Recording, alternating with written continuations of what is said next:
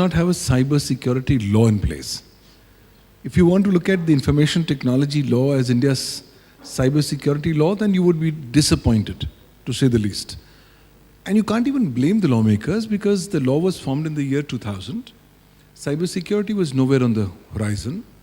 We amended it in 2008. Cybersecurity had arrived, but it was still not that important.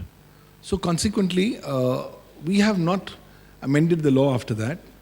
So as in today's scenario, when I'm looking at it, I find our law is a sitting duck. I also find as a nation we are thoroughly unprepared. Should a cyber attack take place on India, it's going to be a few hours before we surrender. That's the kind of current level of preparedness. So in this scenario, it's very important that you need to have adequate, first and foremost, legal frameworks. And we need to look at what's happening across the world. I'm looking at it, the kind of laxity of approach that I'm finding in the Indian perspective is very clear that other nations are not waiting for India. Other nations are quickly moving forward. And the classical case in this regard is China. China has in the last 18 months come across with two most important legislations, one on national security and one on cyber security. They have quietly made the law applicable to not just the entire of China, but to the entire internet, but even also to the outside space. So in this context, they have now come up with a new concept of a cyber sovereignty. So I was trying to find out what is the Indian position on cyber sovereignty. And I was surprised, not surprised to find that I draw a blank. India does not have a stated position on cyber sovereignty. So in a scenario like this, it's time that we will need to go beyond the paradigm of the IT Act. The IT Act is good. When we began, it was a small legislation. When we amended it in the year 2008, we transformed a small sectoral legislation into India's biggest omnipotent mother legislation to deal with data and information in the electronic form. And with us incorporating now use of communication devices and computer resources within the country under the law, this law has become, according to me, one of the three most significant pieces of legislation in Indian history, the other two being the Indian Constitution and the Indian Penal Code. So while we have given that special aura and status to the IT Act, it's time that we will not need to start supplementing this law with other small scenarios. I have been talking for a couple of years that India requires a dedicated cyber security law which must be independent of the IT Act. See, the IT Act actually represents the Bollywood approach. When you look at a typical Bollywood film, a typical Bollywood film will have action, romance, drama, emotion, so different masalas. The IT Act is also a masala law. There are different masalas, something on cyber law, cyber security, something on electronic commerce, something on electronic governance, something on cybercrime. I think it's time to go beyond the masala lawmaking approach to an approach where you can say, here, I'm going to give you a dedicated law on cybersecurity. For example, as a nation, we are thoroughly unprepared tomorrow if our India's critical information infrastructure is attacked. We can't afford to be fighting the entire gamut of warfare against India's critical information infrastructure based on these two provisions under the IT Act. Similarly, the experiences of the trial that's happening of Shami witness in Bangalore has told us that our fight on cyber terrorism has finished before it's begun.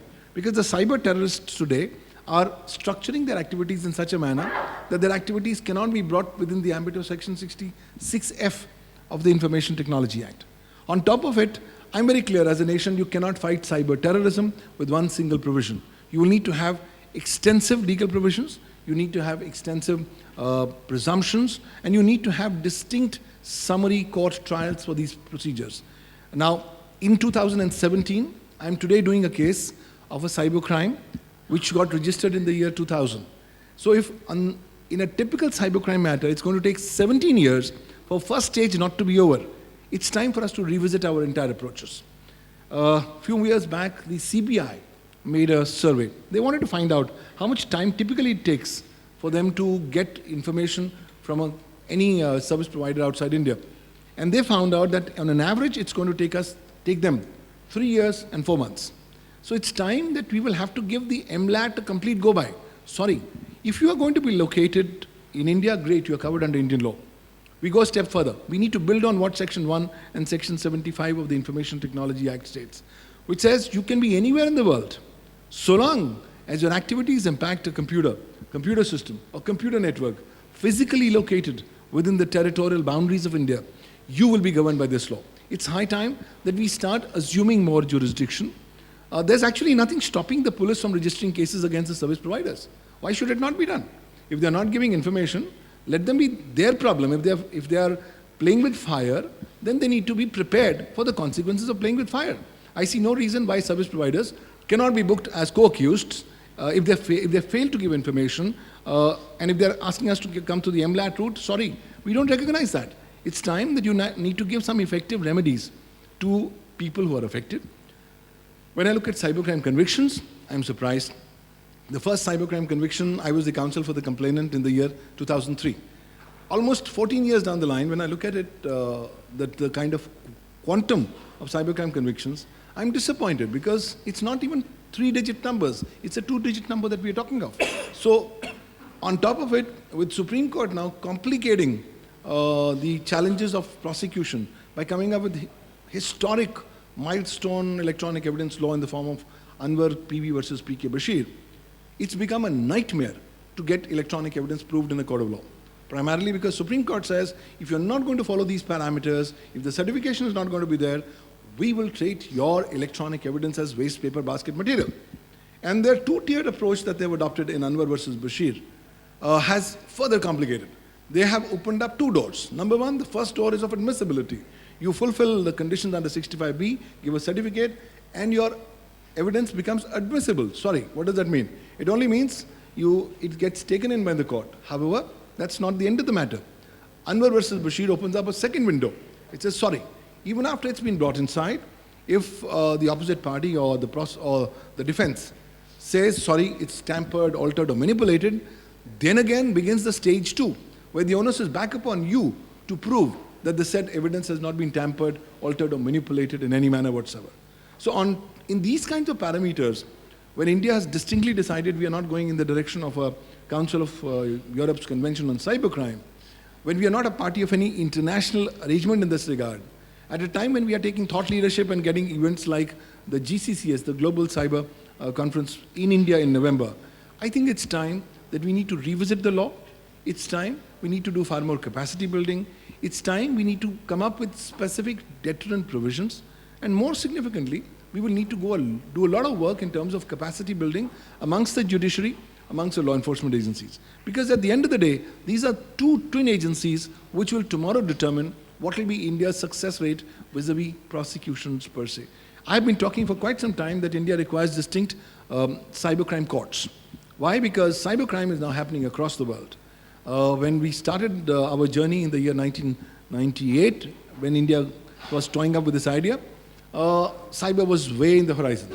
Today, cyber is center to almost a variety of things, from any matter that you took place. In fact, a few years back we did a survey and we thought that by the time it's going to be 2016, 1 out of every 5 cases in India will have an electronic evidence component. We were mistaken, we were wrong. Today in 2017, my guesstimate is that 3 out of every 5 cases in India have an electronic evidence component. Why? Because even a printout is a computer output. And almost invariably in any proceedings, you're going to be having computer printouts. It's time that we revisit the rules for mobile evidence, because that's a completely gray area. Section 65B of the Evidence Act is thoroughly inapplicable in the context of mobile evidence. Who's going to give the certificate that the output that you've taken from the algorithm or the client or the OTT being WhatsApp is authentic and there has not been any tampering, alteration, or manipulation within the algorithm of WhatsApp per se? So I think it's time, when US has repealed the law on which 65B was based, it's time for India to come up with fresh, new approaches, but it's one area where we need to work very quickly. You can't afford to say, I'm going to sit back and relax. Times are working very hard. There's a recent report which has said in January that's come up, that by today's 2017, by 2019, the global cost of cybercrime is going to exceed $2 trillion US. In this kind of a scenario, the recent report that's come from Forbes, which says that 80% of cybercrime activities today are being done by organized crimes. I think it's time to wake up. It's time to do a lot of work in this regard. Thanks.